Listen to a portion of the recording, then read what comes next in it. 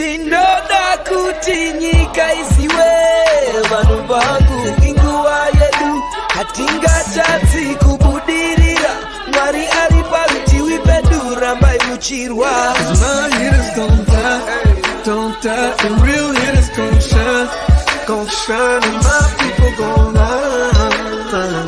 That's my point to win, yeah. I ain't saying From the hell do I not have a deal? I swear this thing is a real dog. I play fan off the cowards so they can't feel. The wife try to console me like it's coming, baby, chill. She don't understand. I'm the only one that's real. I remember the third grade. Them kids, they had waves. I had them BDBs. You know that Zimbabwean bread. So they do shades. And your boy hit the stage, press play, and all the chicks was like, yeah. While boys was moving bricks, I was moving chips. If she gave me calculus, gave her a mouthful of it. Heat rose to this thing, boy, I bet on myself. Grand Rising, everyone. Welcome to the Day with Trae. I'm your host, Trae Holiday, and I want to welcome you to the first day of June. Oh, so many things kicking off in June. We got Pride Month. We got Black Music Month. There's so much going on, but I am so grateful because we got a lot going on in this episode as well. I get to tap in with Mario Brown. He's going to be telling us about American Red Cross and the need for us to donate blood. We also have Dr. Michelle Martin in the building. She's going to be telling us all about Rita Rama. And later on in the show, we get to talk to Brittany Davis, multi-talented musician. Y'all have seen them perform all over the place. I'm so excited that Brittany's here to join us. But of course, y'all, it's the top of the show. So it's a great time to tag and share the stream. That's right. Go ahead and participate by tagging and sharing this stream with folks you feel could benefit from a daily dose of dopeness right here on The Day with Trae. And if you cannot watch our TV show here, don't worry. We do have you covered because you can listen to us anywhere you find your favorite podcast. Just search Converge Media Network and The Day with Trae. Y'all will find me on Google, Spotify, iTunes, SoundCloud, Apple Music, whichever one is your favorite platform. Search for us and y'all will find us there. Well, of course, you know, as we talk about the importance of Pride Month, I'm excited because last in the show, Brittany's going to be telling us about not just her own musical journey, but also we'll be learning about this festival coming up this weekend that y'all can also participate in, Pride in the Park. So we have a lot to discuss today. And we have been talking about the importance of blood. You know, I went to Blood Works Northwest. I donated. I understand the importance of it. And really, I'm excited because Mario is going to be sharing with us the importance of it, particularly for those from the global majority to be donating blood. It is used in so many different ways, but he's also going to be sharing with us about the need for the blood for blood transfers. So we have a lot to dive into with Mario right now. Hi, Mario. Welcome to The Day with Trae. Hi, Trae. What a pleasure to be here. This is pretty awesome. How are you? I'm doing well. I'm so glad you could join us today. I mean, this is a really serious issue. And before we get into it, what brought you to American Red Cross, Mario? Well, honestly, I was recruited. I had worked 10 years in a different nonprofit, and the Red Cross found me. I was actually at home out of work because I had fallen off the roof and broken my leg. And they wrote me via email and said, hey, we got a job for you if you want it. And I've now been here a year, and it's been amazing. I'm actually the first African-American executive director in the Washington State history with the Red Cross. Wow, Mario. Well, congratulations. And I'm glad you are all right. Goodness, that is serious. Well, sounds like it came right on time, but also you're able to bring your lived experience to this role as the first African-American executive director for the American Red Cross here in the state. Tell us more about the importance of, you know, folks from global majority communities, right? They say Black, Indigenous, or people of color communities. I love to say global majority, but tell us about the need for those donations in particular right now. Well, sure. Thanks, Trae. Let me start with, and by the way, I wish I could be there, but after my last trip to California, I came back with COVID and I'm still dealing with it. So I don't want to give it to you, but I didn't want to miss this chance. Let me ask you a simple question. Do you think that Black lives matters? Oh, absolutely, I do. So, are you aware of the what we call an illness? It's actually a genetic mutation called sickle cell anemia. I sure am. Okay, do you know where that came from or anything like that? Should we tell your No, audience? give us Um, a quick brief history. sure. So, sickle cell anemia, if you grow up in a jungle, you might be subject to a disease called malaria. Malaria is a very, very tough disease on human bodies and often fatality. Believe it or not, some African tribes mutated a cell in their body, a red blood cell, from its normal kind of round button form to an actual like sickle, like a half moon or a crescent moon is more accurate. And the thing is, those cells, those sickle cells, cannot contract malaria. So anyone with sickle cell anemia won't be able to get malaria. So it's a mutation for survival. The problem is, as those cells move through the bloodstream, they actually cause micro tears in the veins of the individual. So you may not get malaria, but you might actually have something worse, which is something that can't be treated with drugs, which is your own cells are damaging the inside of your body, and it can be painful and frequently lead to death. Because it evolved in Africa, the majority of the human population on Earth that has sickle cell are what we would call African descent people, African dyspharia. In America, African Americans or American Blacks. Uh, the only way to treat sickle cell is to give those patients fresh red blood cells that are in the original button form and not in the sickle cell form. Um, Sickle cell disease is the most common genetic blood disorder in the United States, and it takes regular blood transfusions. There's an estimate of over 100,000 people have sickle cell right now as we speak.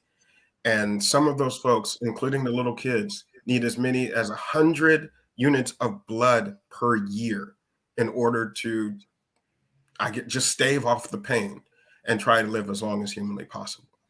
So when I talk about the need for blood and the need to donate, and I talk about sickle cell specifically, I'm doing so out of a love of Black people.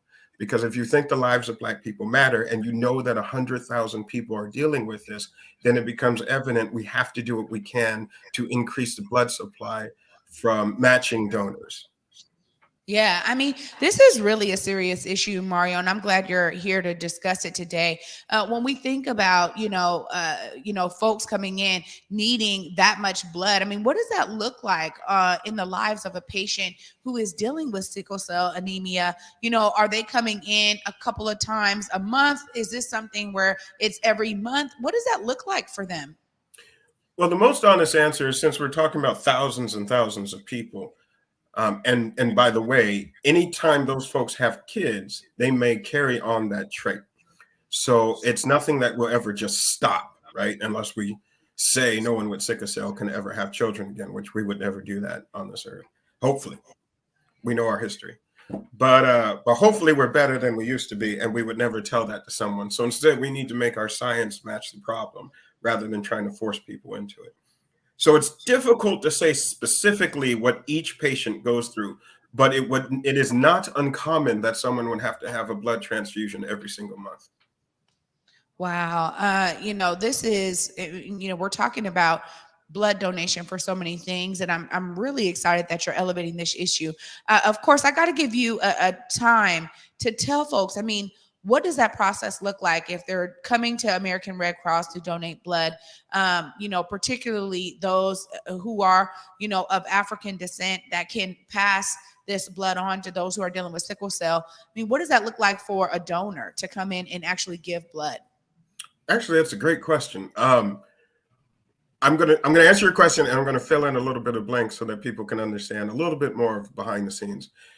For the guest coming in to donate, I want you to know you're a hero right off the bat, because even if your blood doesn't necessarily go to a sickle cell patient,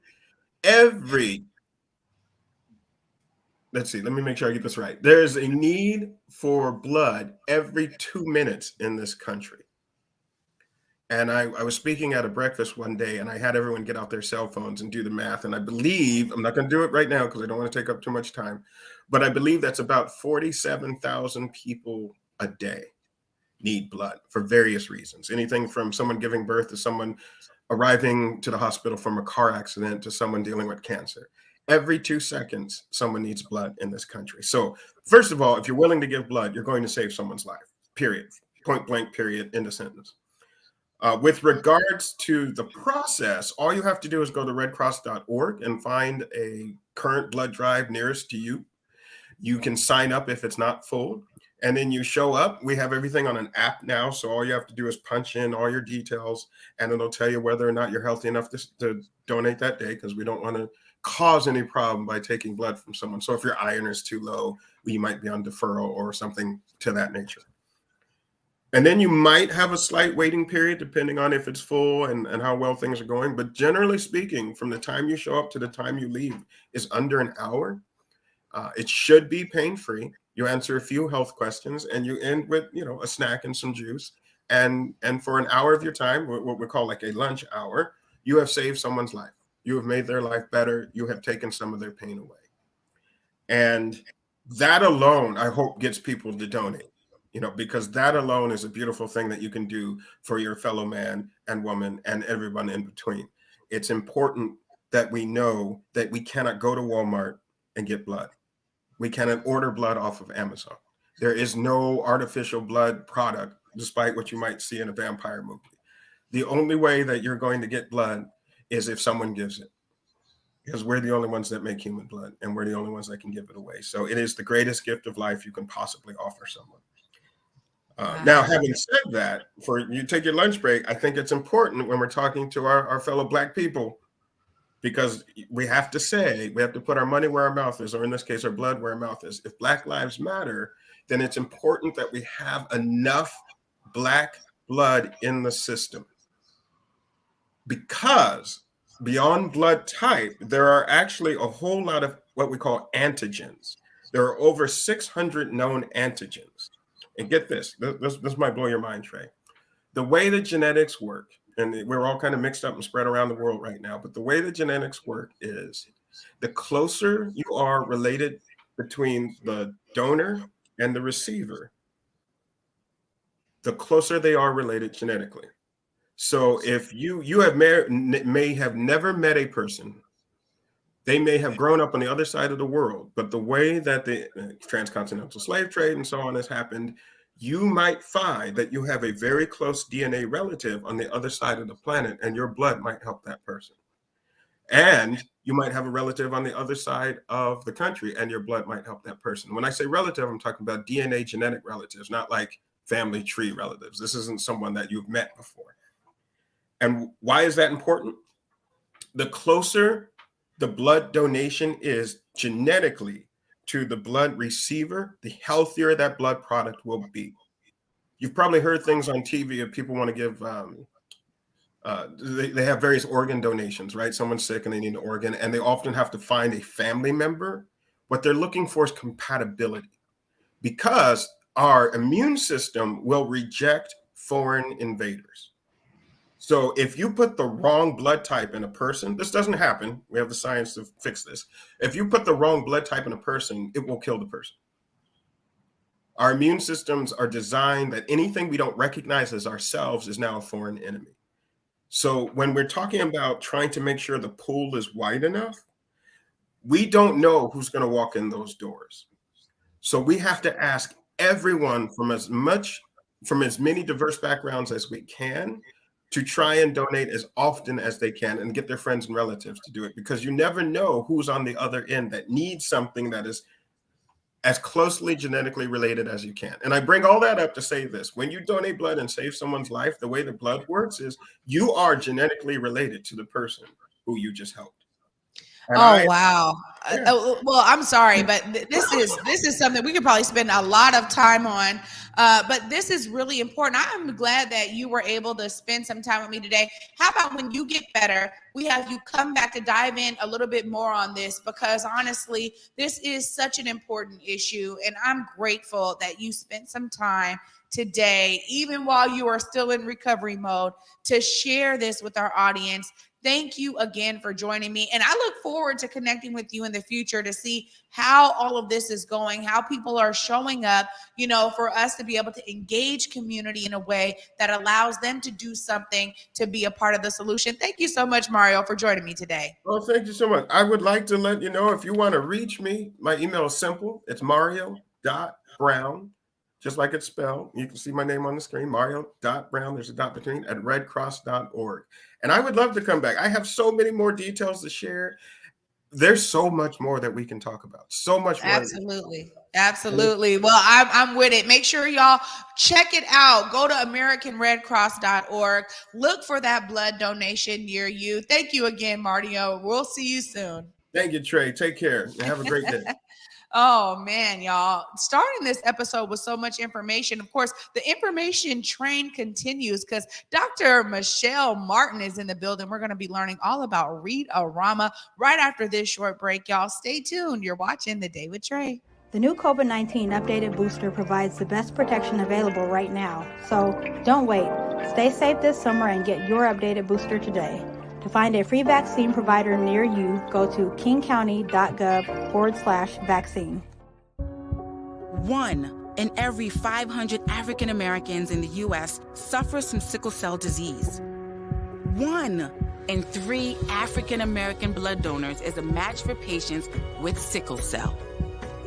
1 appointment to donate blood with the American Red Cross can help save a life. Will you be that one? Visit redcrossblood.org/ourblood today to schedule an appointment at a location near you.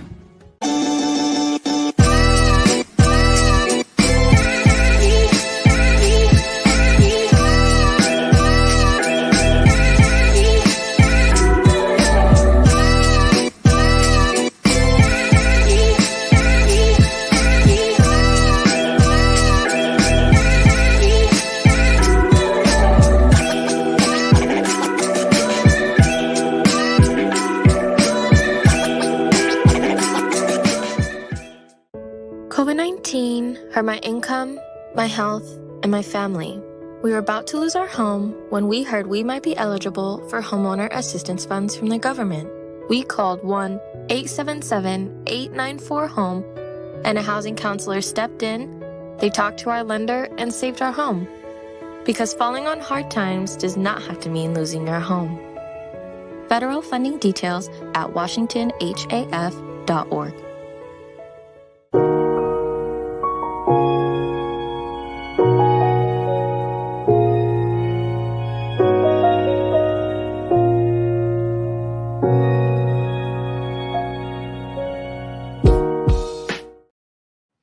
Welcome back, everyone, to The Day with Trae.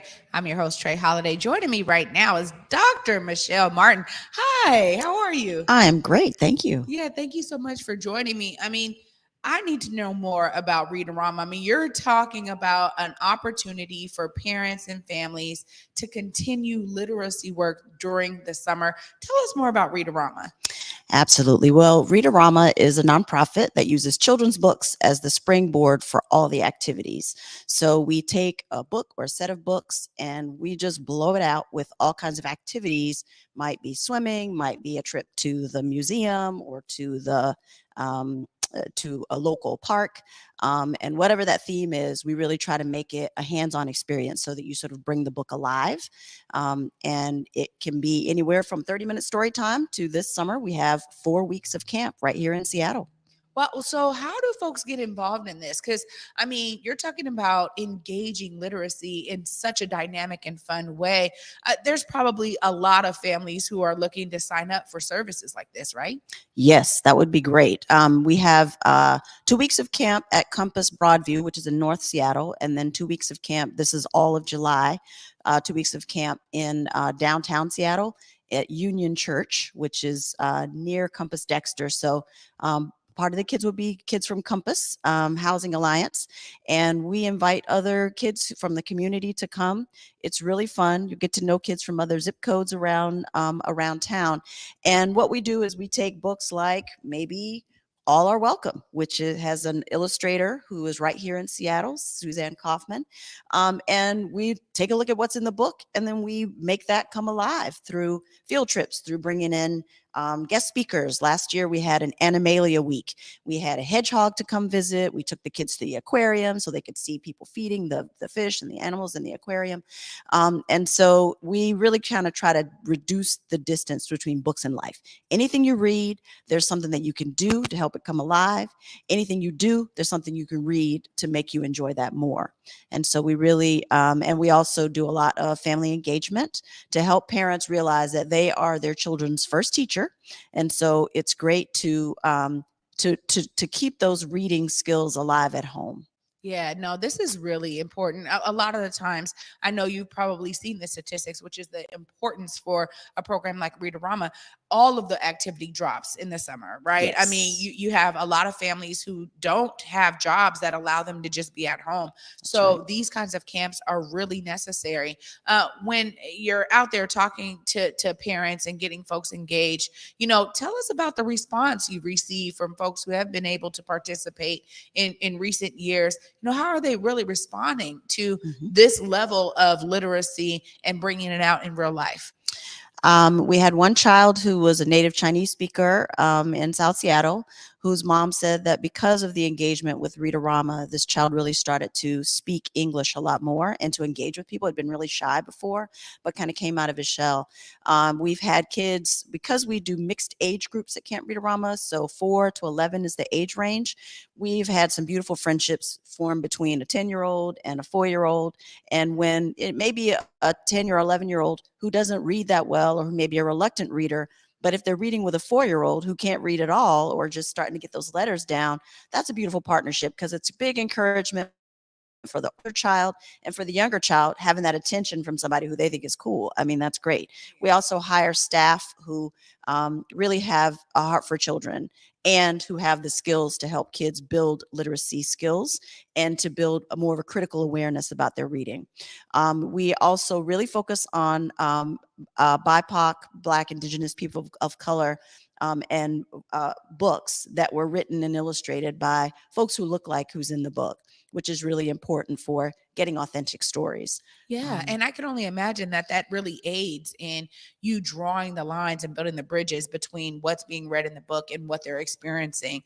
Oh my goodness, this is a phenomenal program. I had no idea about this program. I love that you were able to just give us some insight today on this. I'm sure there's families out there who are like, wait a minute, where do I sign up? How do I get connected? Is there a fee for this? I don't know if there's a sliding scale. Please look right there in that camera. Give them the details so they can get connected.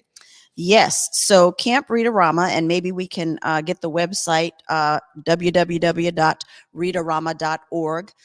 We've got the 4 different sessions of camp. This summer, we got Let's Move. That's right after, it's a partial week right after 4th of July. Amazing Space, if kids are into astronomy. All Around Town, which is a brilliant exploration of the Seattle area. And then Flower Power. It's all about gardens and flowers. But the website is www.read-a-rama.org. Yes, we have scholarships. We really love to have kids who need to be in Read-A-Rama, and maybe they have had a lackluster school experience, or maybe they're not that enthusiastic about reading. We really like to try to get kids jacked up about reading, and that's part of the beauty. We do songs and chants and games and all of that, and a lot of it is just really based on literacy. Dr. Michelle Martin, I can't thank you enough for this. I mean, when I read about this, I was like, what?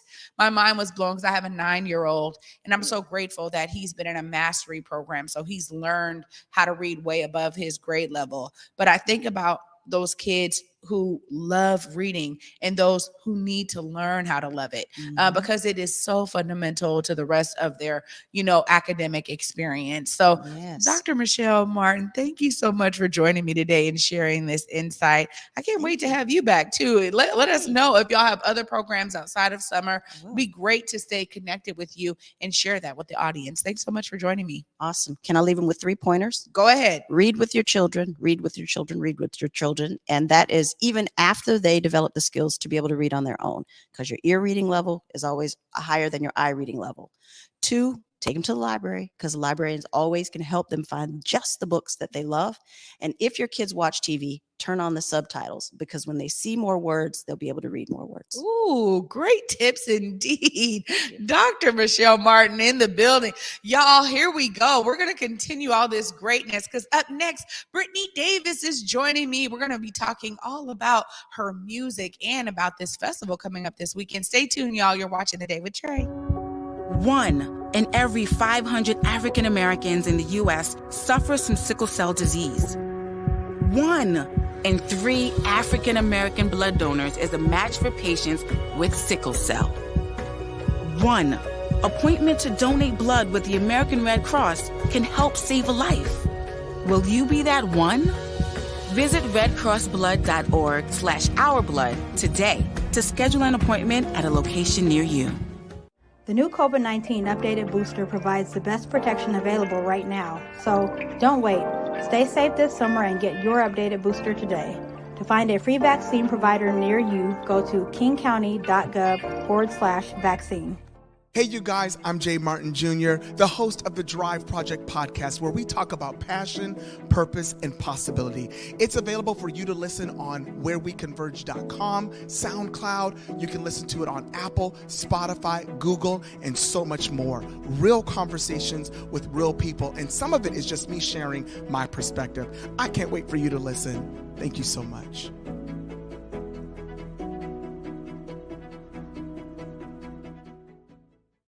COVID-19 hurt my income, my health, and my family. We were about to lose our home when we heard we might be eligible for homeowner assistance funds from the government. We called 1-877-894-HOME, and a housing counselor stepped in. They talked to our lender and saved our home. Because falling on hard times does not have to mean losing your home. Federal funding details at washingtonhaf.org.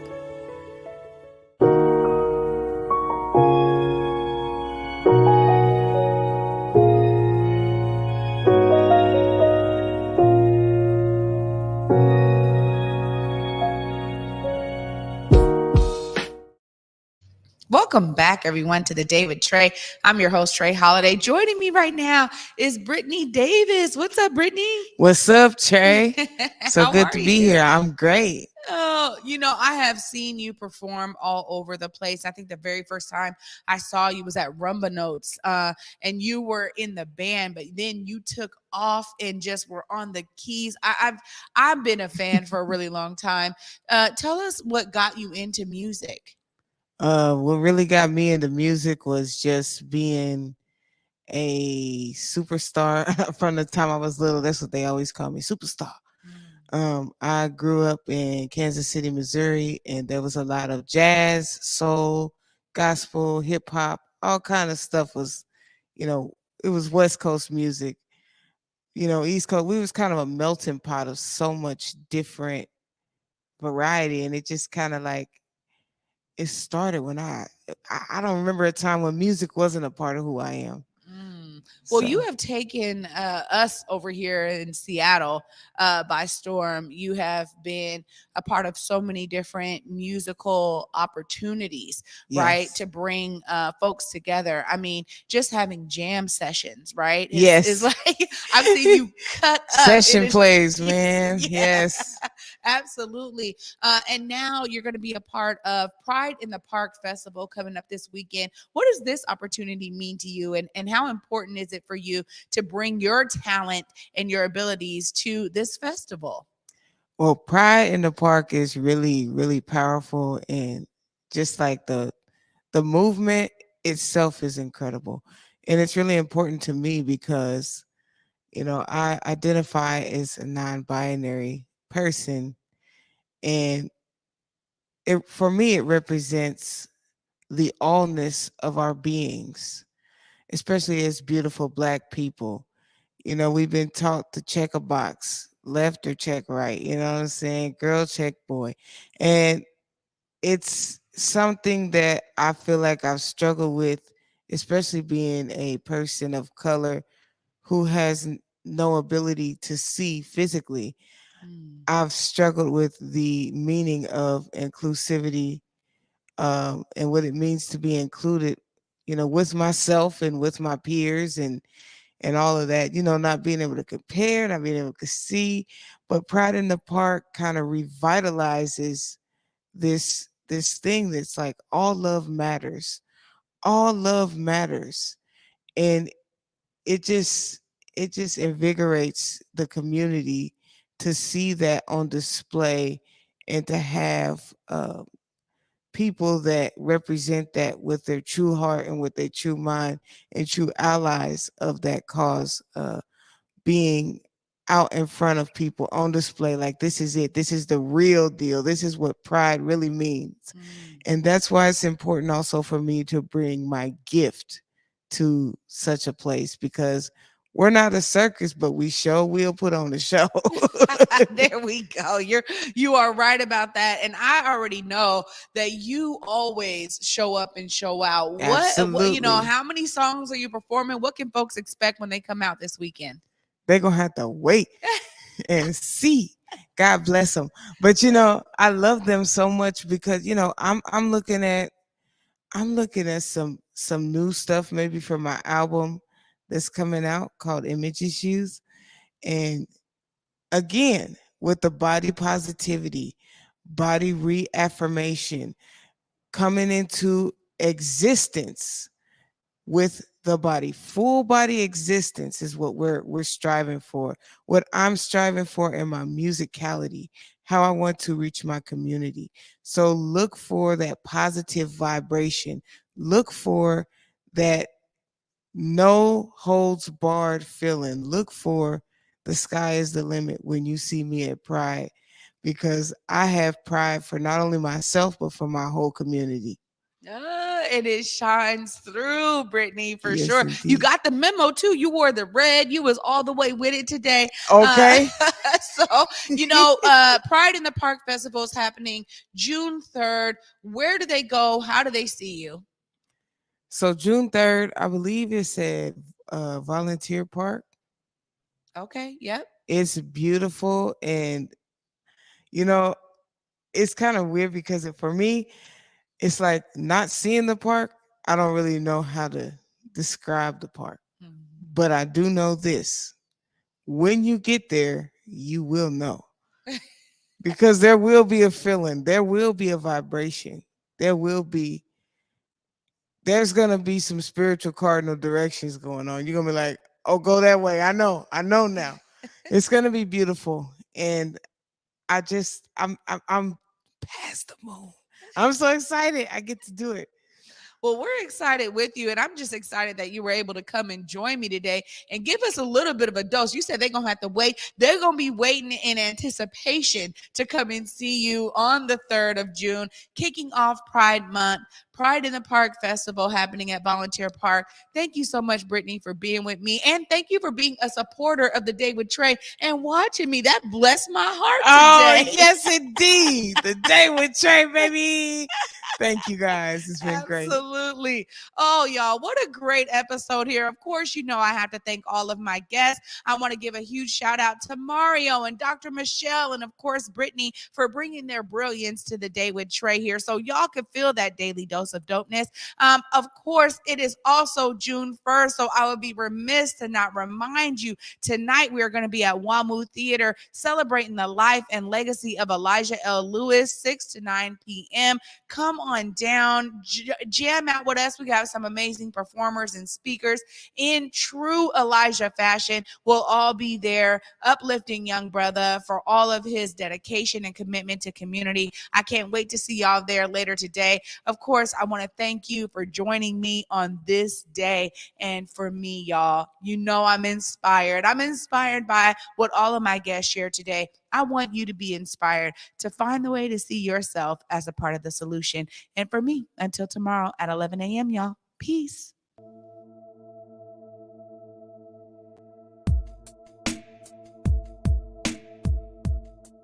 Converge Media produces culturally relevant content for Black and urban audiences.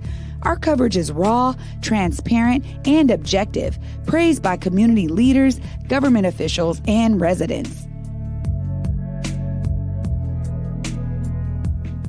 Support Converge Media today via Venmo, Cash App, or PayPal at Converge Media.